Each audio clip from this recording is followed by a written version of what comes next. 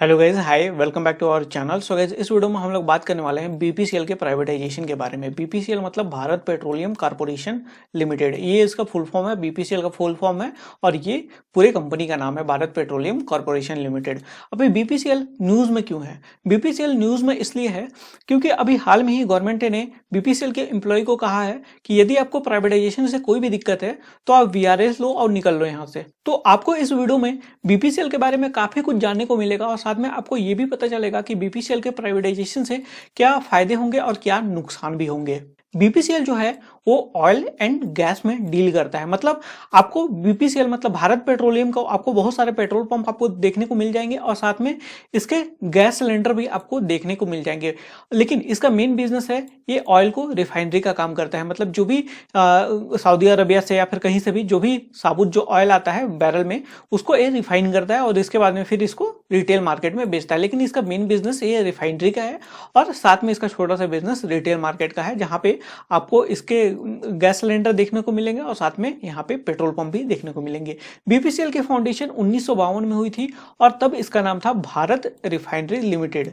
बाद में 1976 में इसको नेशनलाइज कर दिया गया। मतलब यहाँ पे गवर्नमेंट ने इस कंपनी में पैसा लगाई और इसको खरीद लिया। मतलब इससे पहले ये कंपनी जो थी वो प्राइवेट कंपनी थी। तो आप यहाँ पे ये जान लो कि जो नेशनलाइज का मतलब है ये नहीं होता कि गवर्नमेंट कोई लॉ लाके इसको नेशनलाइज की है या फिर इसको फाउंड की है। इसका मतलब ये होता है कि गवर्नमेंट ने आपके हमारे पैसे मतलब जो भी टैक्स पेयर के पैसे थे उसको इस कंपनी में लगाया और इस कंपनी को खरीद लिया।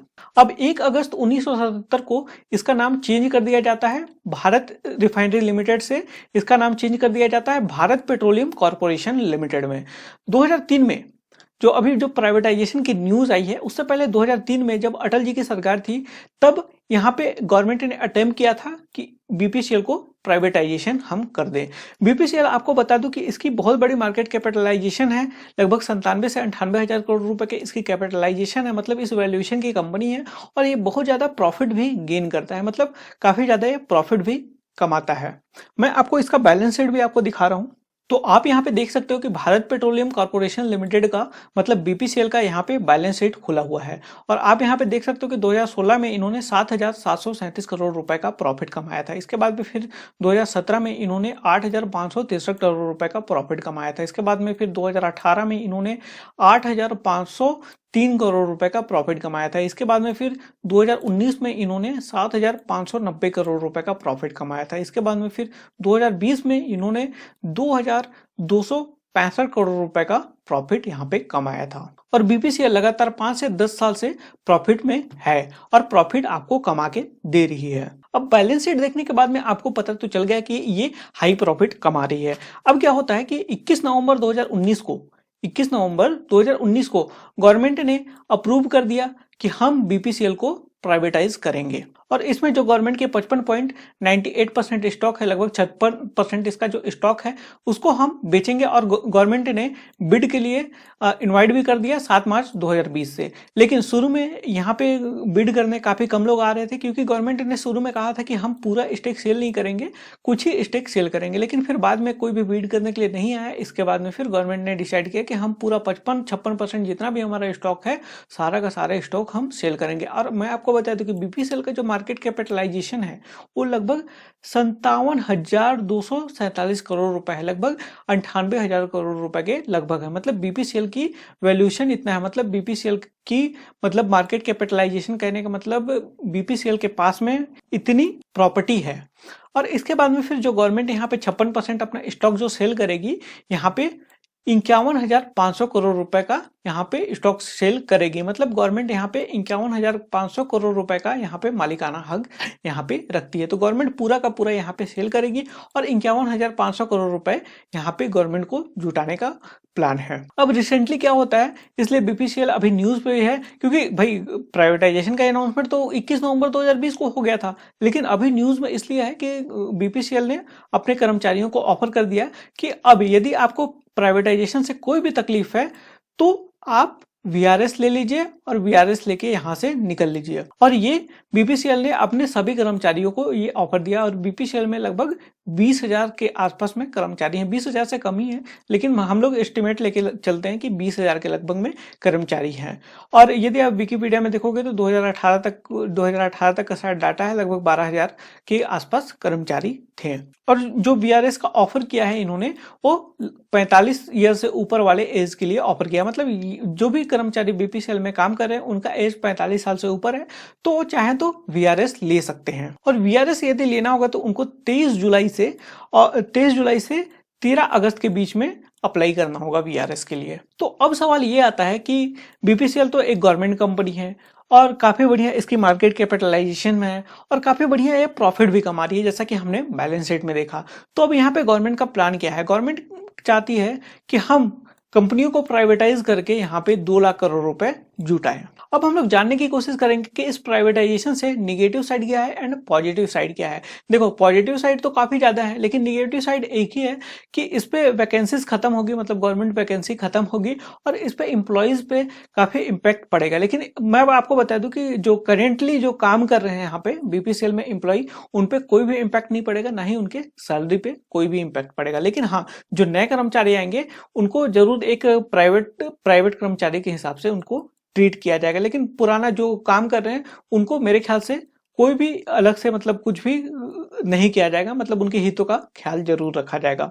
ये तो हो गई एक कर्मचारी के पॉइंट ऑफ व्यू से, और साथ में ये इसका निगेटिव पॉइंट है। लेकिन यदि हम पॉजिटिव साइड देखते हैं तो आपको पता होगा कि गवर्नमेंट ने यहाँ पे, मैंने जैसा कि बताया कि गवर्नमेंट ने यहाँ पे अपना पैसा लगाया, मतलब टैक्स पेयर का पैसा लगाया और 1976 में इस प्राइवेट कंपनी को खरीद लिया। मतलब यहाँ पे आपका और हमारा पैसा लगा। अब गवर्नमेंट उसे क्या कर रही है कि उस पैसे को यहाँ पे विड्रॉल कर रही है, और विड्रॉल इस तरीके से कुछ कर रही है कि इसमें मतलब जो गवर्नमेंट ने जो पैसा लगाया था उसका वैल्यूएशन बढ़ा के विड्रॉल कर रही है। मतलब गवर्नमेंट ने यदि मान लो उस टाइम 100 रुपए लगाया था तो आज की डेट में वो 500 रुपए बना करके विड्रॉल यहाँ पे कर रही है। तो ओवरऑल यहाँ पे गवर्नमेंट का फायदा ही हो रहा है। लेकिन फिर भी आप बोलोगे कि भाई प्रॉफिट तो कमा रही है, इससे तो गवर्नमेंट का फायदा ही होगा। देखो, प्रॉफिट तो कमा रही है, यहाँ पे गवर्नमेंट का फायदा हो रहा है, नो डाउट।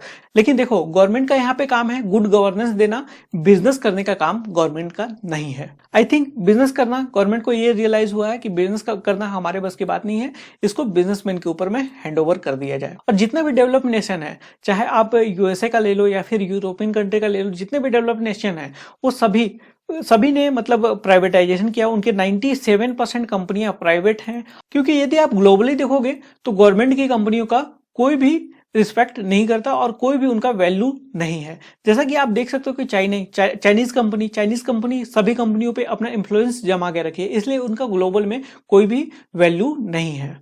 और उसी तरीके से आप बहुत सारे मतलब जो भी सरकारी कंपनियां देखोगे, बहुत सारे देशों की सरकारी कंपनियां देखोगे या फिर सरकारी मीडिया एजेंसी देखोगे, तो उनका कोई भी इंटरनेशनल मार्केट में कोई भी वैल्यू नहीं है। इसीलिए गवर्नमेंट इस प्लान पे काम कर रही है कि हम जितने भी लगभग कंपनियां जो गवर्नमेंट ऑन कंपनियां हैं उनको हम प्राइवेटाइज करें, ताकि हम गुड गवर्नेंस दे सके।